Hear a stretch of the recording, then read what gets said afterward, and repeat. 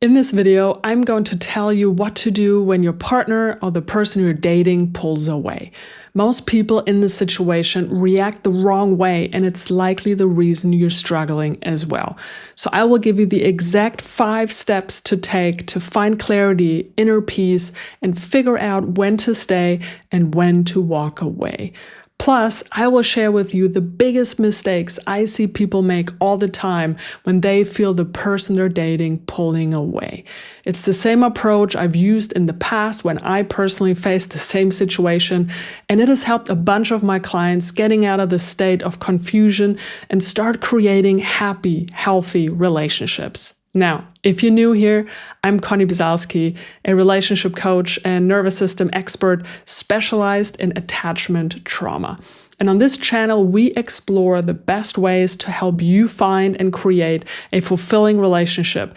And we do this by resolving the root cause of your issues. So, you've been dating for a while and things were going great. You were communicating a lot and talking on the phone, you were texting, they were responsive, and you spent time together regularly.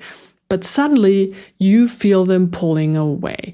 They don't text as much anymore, they take longer to respond, they don't have as much time to see you.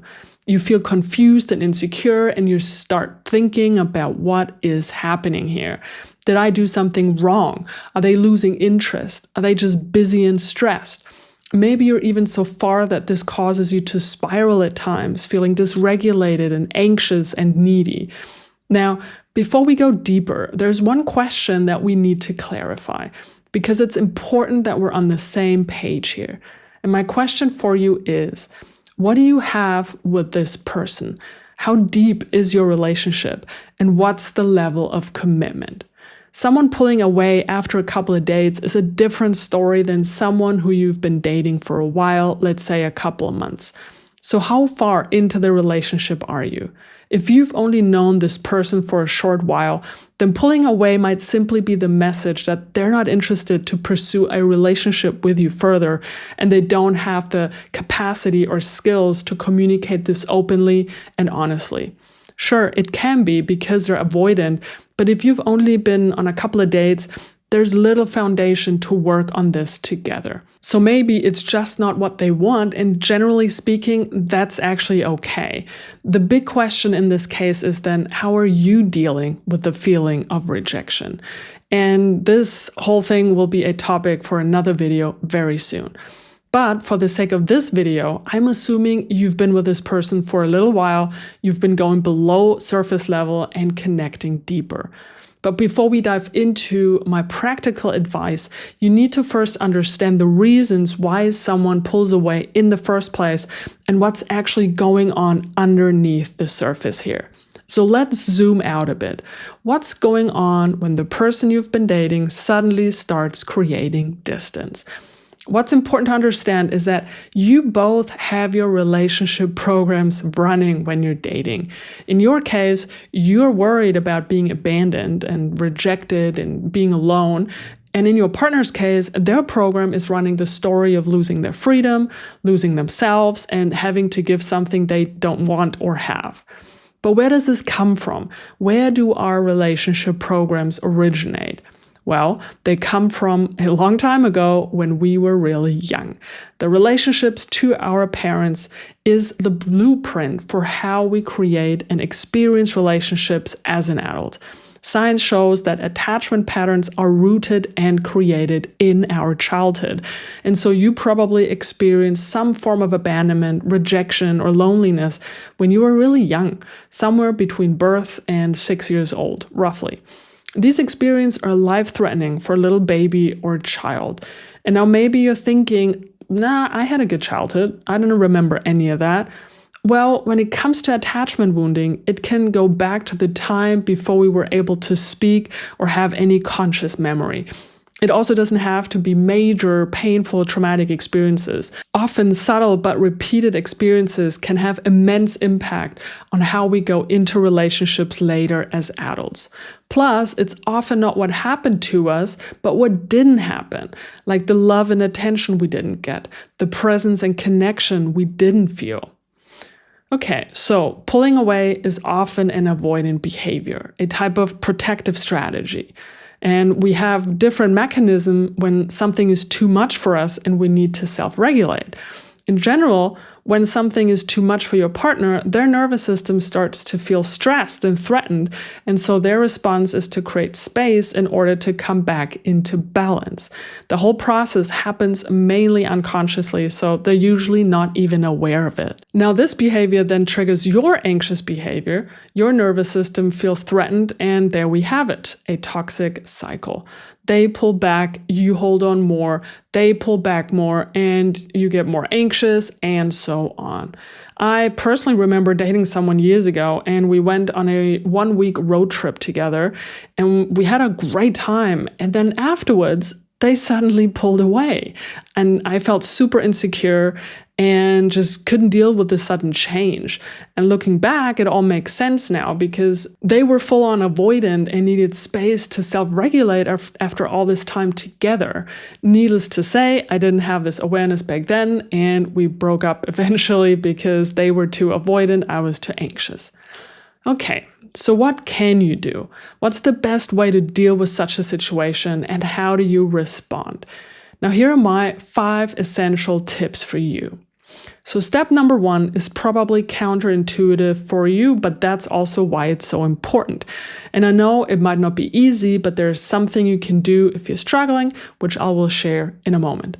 So first off, you have to let go. Let go. Stop.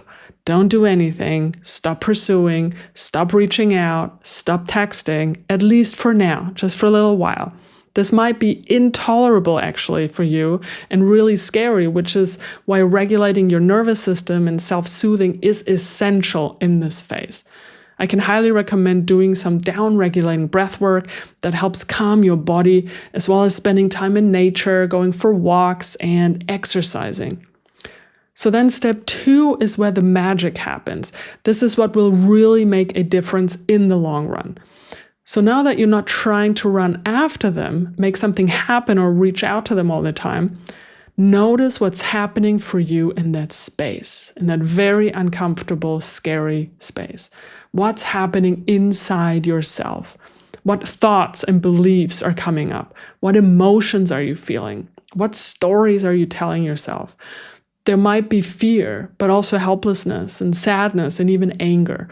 But mostly you probably feel afraid to lose control, to be abandoned, to be alone. And even deeper than that is the fear of, dying, which was a real fear when you were young, growing up as a child, and you were fully dependent on your parents. So here's the thing. By ruminating and chasing, you're actually avoiding feeling this fear and its underlying emotions. They all likely originated in your childhood, but they were too overwhelming to feel back then, so you learned to suppress them. And so here they are again, for you to finally process them. And so the third step is where alchemy happens, where you start transforming what you have been holding since childhood. And it involves getting in touch with your fear and process the emotions that might be underneath it. And for this, it might be a really good idea to work with a therapist or a coach, especially if you've never connected to yourself in this way, or you haven't explored your attachment woundings and traumas from childhood yet. It can be a challenging process to go through on your own. And the thing is, you don't have to go through it on your own. You have done so up until this point, and it's okay now to ask for support. And if you are indeed interested in getting support on your journey, check the link below in the description to find out how you can work with me to get to the root cause of your attachment and relationship issues. Now, when you learn to process your fear and emotions, you create more space within yourself, and this leads to a more regulated nervous system. So the more you process and release these emotions, the more your nervous system can find back to balance and safety, and the more you can meet your partner in a different way. Because being needy and anxious and clingy isn't necessarily about your desire to solve this issue.